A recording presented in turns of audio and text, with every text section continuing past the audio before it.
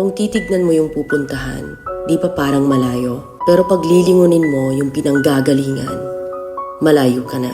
Hindi mo malalaman kung hindi ka susubok. Ang buhay ay isang malaking sugal.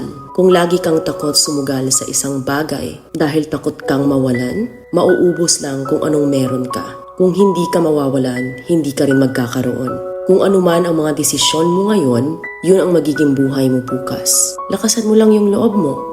Dahil ang mundong to, aapakan lang ang mga mahihina. Ibangon mo palagi ang sarili mo. Balang araw, magugulat ka na lang na ang layo na pala ng narating mo.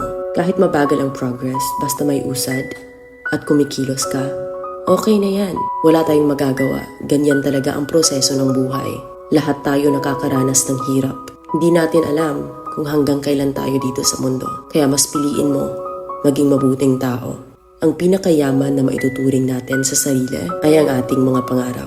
Kapag handa kang abutin yung mga pangarap mo, hinding-hindi ka maghihirap. Kung lagi kang may pinagdaanan sa buhay or pagsubok, pruweba lang yan